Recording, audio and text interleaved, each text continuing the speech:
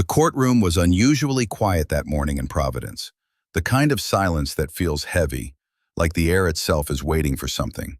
Camera pans across the polished wooden benches, the tall American flag behind the judge's seat, and finally stops at Judge Frank Caprio, adjusting his glasses and scanning the docket in front of him.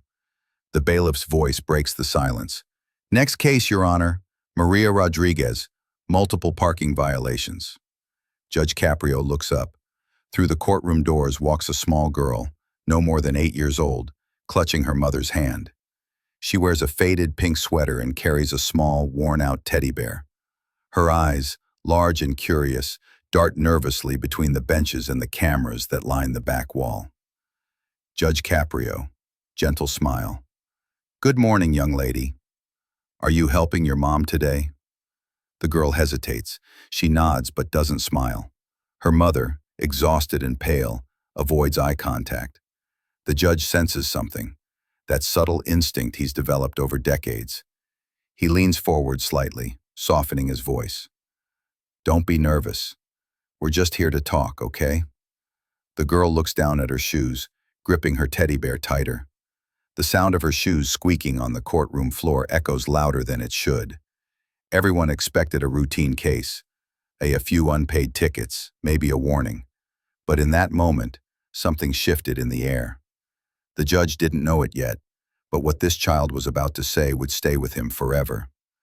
The girl's voice finally breaks through the silence, small, trembling. "Your Honor, I came here not to defend my mom, but to tell you something she never could." The courtroom freezes. Even the stenographer pauses her typing for a second. Judge Caprio blinks, confused but attentive. "Judge Caprio, you can tell me anything, sweetheart. What's on your mind?" She looks at her mother, her eyes already glassy. Her mother shakes her head slightly, whispering, "It's okay, baby." But the girl doesn't stop. "My mom didn't pay the tickets because she couldn't. She's been working all night, every night, just so we can eat." The courtroom holds its breath. A soft gasp comes from one of the spectators. Judge Caprio's face changes. That warm, grandfatherly calm turns into quiet concern. He leans back in his chair, trying to process the weight of the child's words. The girl continues, her small voice trembling but honest. "Sometimes she doesn't eat, so I can." No one moves. Even the cameras seem to forget to blink. It wasn't a legal statement. It was a confession of life, the kind of truth no evidence could capture. Judge Caprio clears his throat, trying to keep his composure. His voice cracks slightly as he asks, "What's your name, sweetheart?"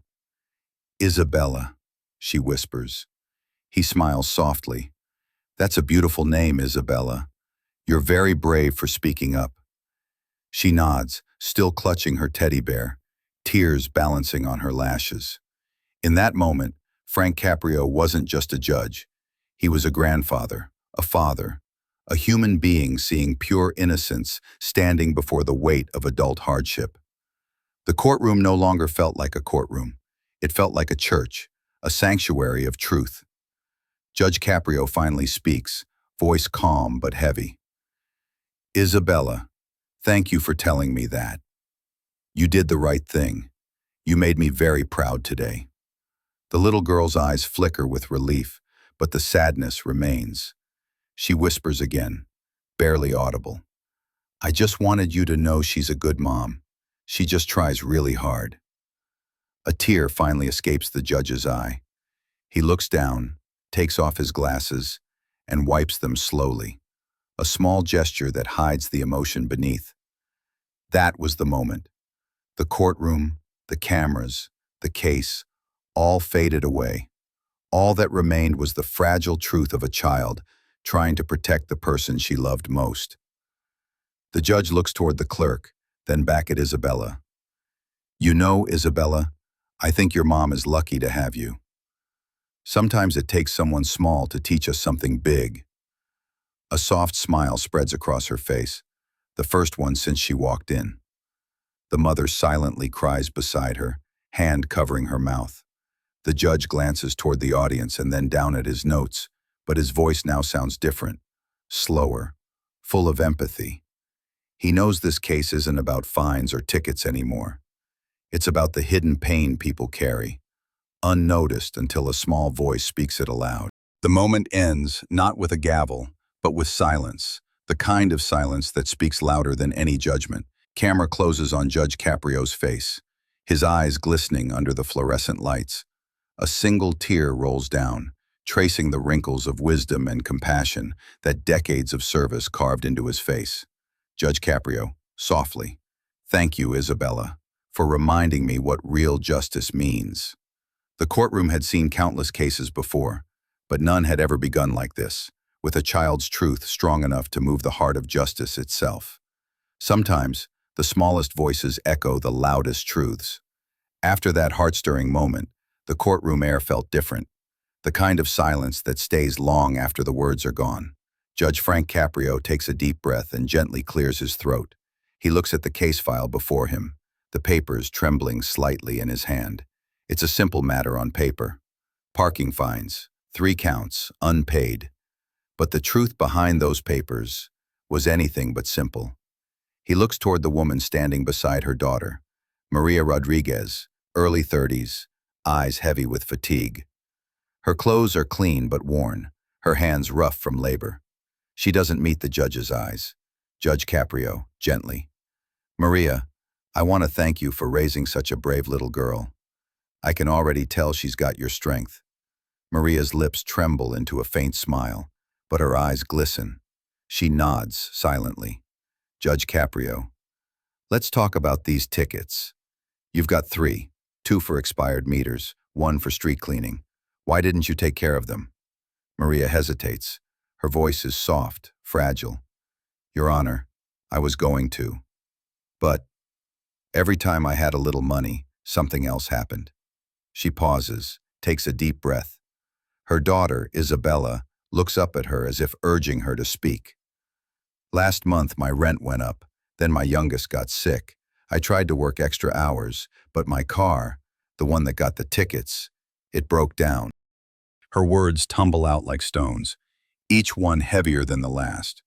It wasn't defiance, it wasn't carelessness, it was survival. Judge Caprio listens intently, his eyes fixed on her.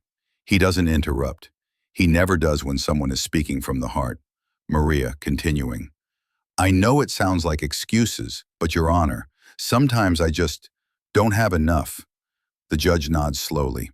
His face is unreadable, but his eyes tell the story of a man who's heard pain before and still feels it every time.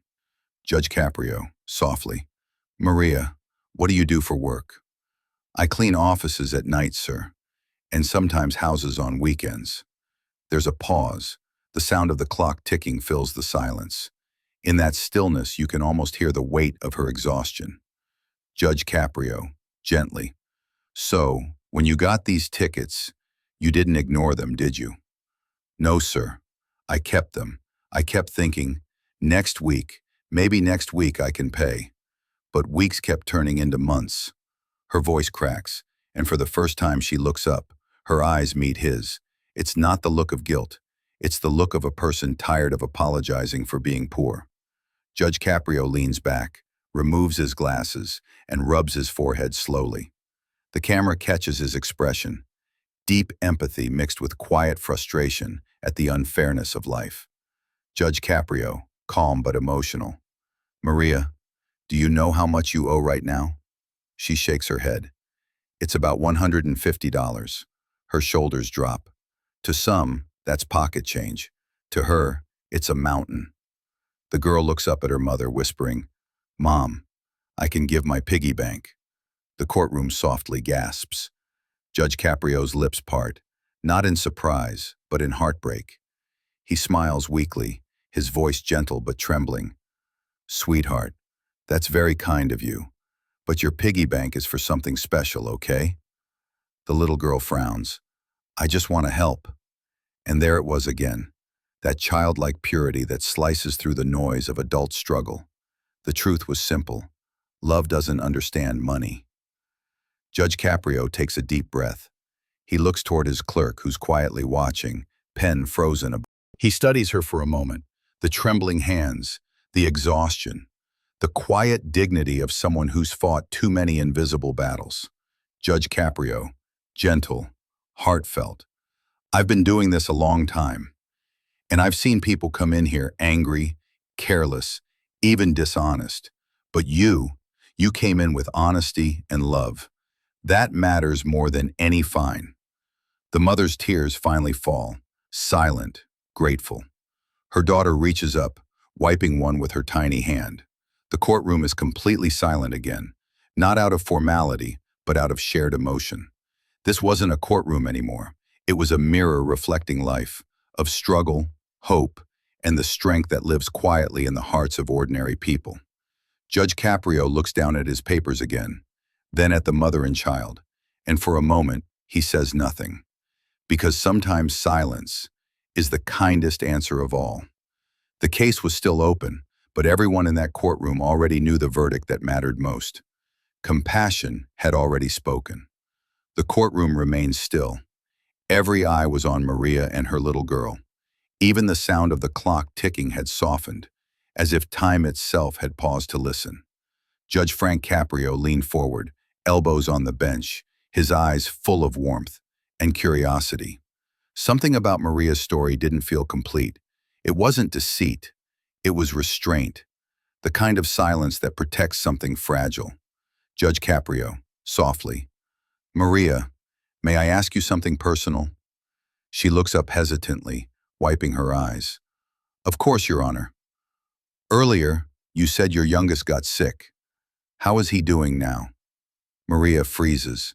Her hands clutch the table. Her eyes begin to fill again. Maria, whispering. He didn't make it, Your Honor.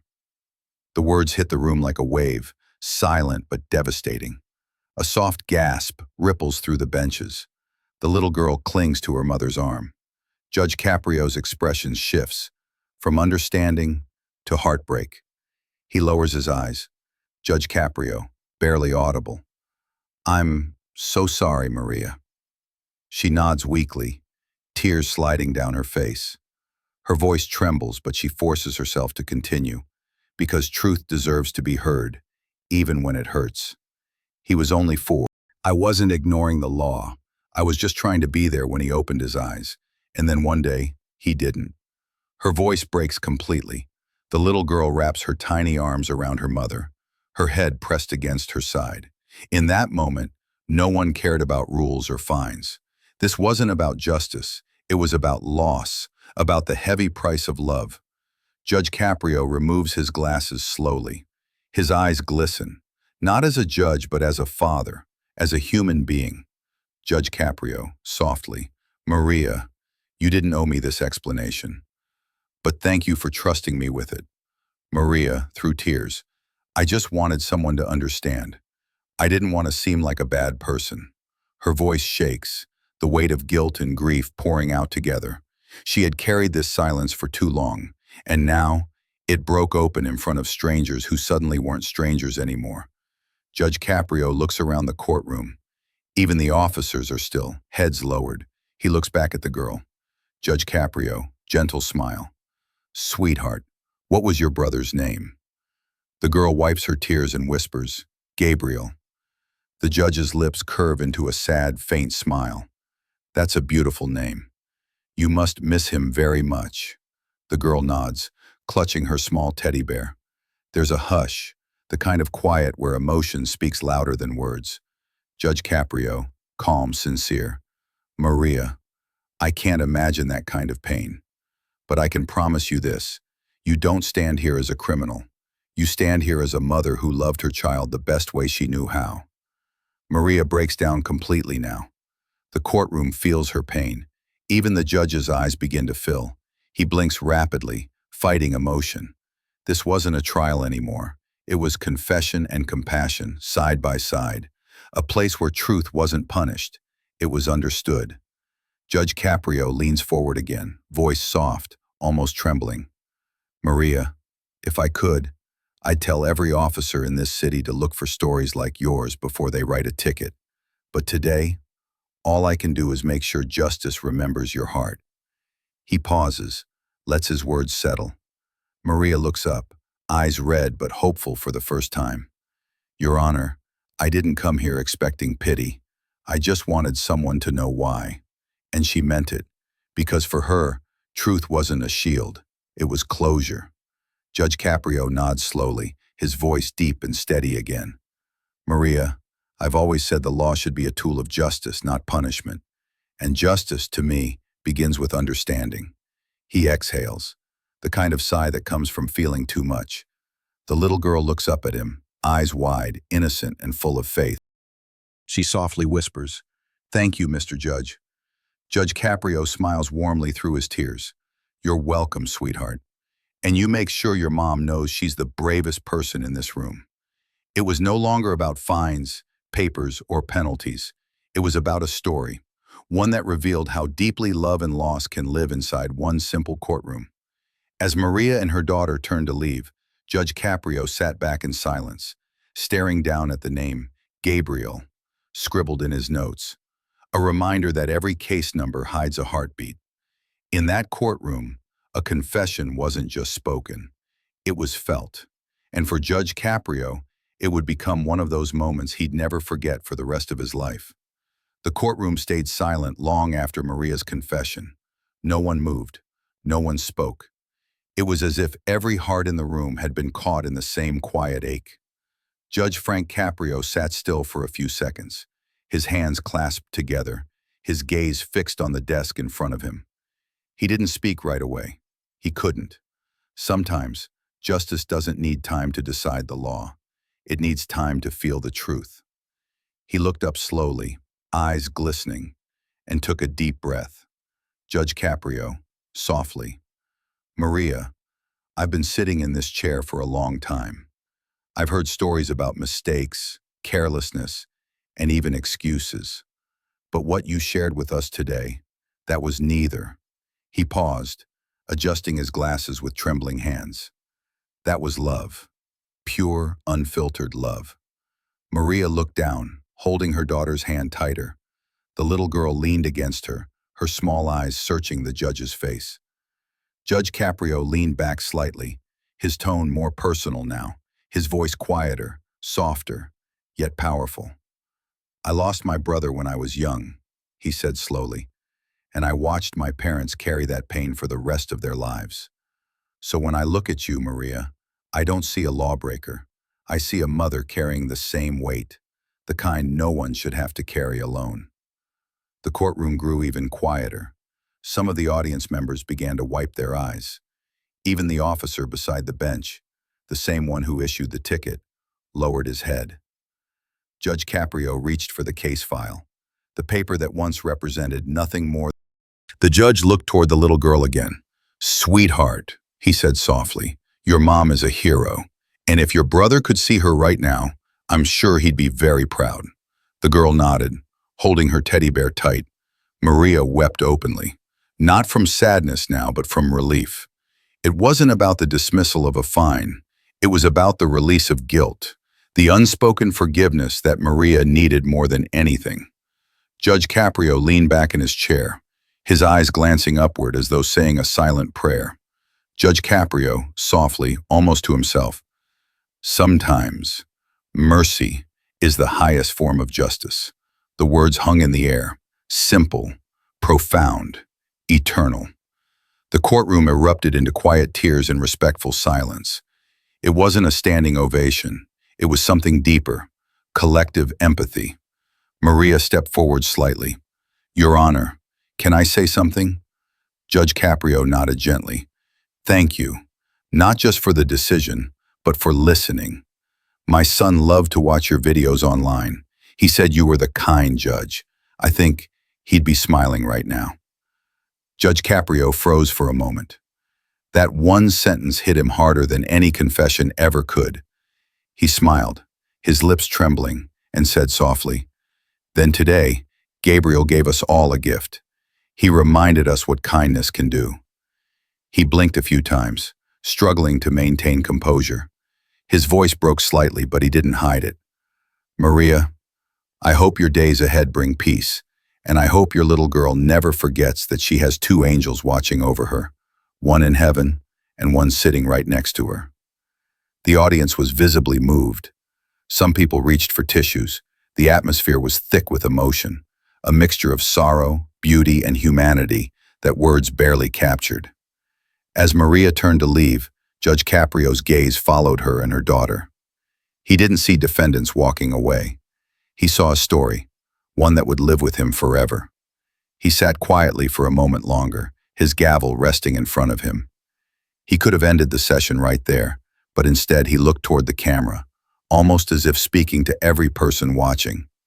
Judge Caprio, to the audience, every time someone steps into this courtroom, the world tells me to look at the law, but my heart reminds me to look at the person. And every once in a while, that makes all the difference. The camera lingers on his face, the wrinkles of time, the eyes heavy with empathy, the heart of a man who carried justice, not in books, but in the simple power of compassion. He taps the gavel lightly. Case dismissed. The sound echoes softly, not as an ending, but as a reminder that justice can cry too. In a courtroom built on rules, Judge Frank Caprio reminded everyone of the one law that truly matters, the law of the heart. The courtroom had emptied. The echo of footsteps faded down the hallway, leaving behind a silence that was almost sacred. Judge Frank Caprio remained seated, motionless, thoughtful, his eyes fixed on the empty chair where Maria and her daughter had been sitting moments ago. The faint hum of the air conditioner and the ticking of the courtroom clock were the only sounds that remained. But inside Frank's heart there was a storm, quiet but powerful. He slowly removed his glasses, placed them on the desk, and sighed deeply. It wasn't the first time a case had touched him, but something about this one was different. He had seen thousands of people pass through his courtroom. He had heard countless excuses, stories, apologies.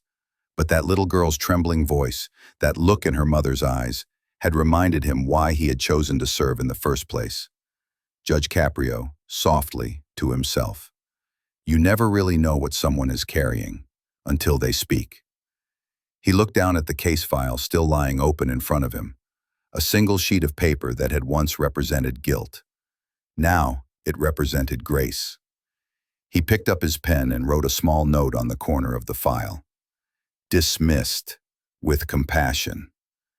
He underlined the last word twice, then closed the file gently. Outside, the afternoon sun filtered through the tall courtroom windows, casting soft golden light across the wooden floor. Dust particles danced in the light, tiny reminders that, even in silence, life goes on. Frank stood up slowly, his joints stiff with age, and walked toward the large window overlooking Providence.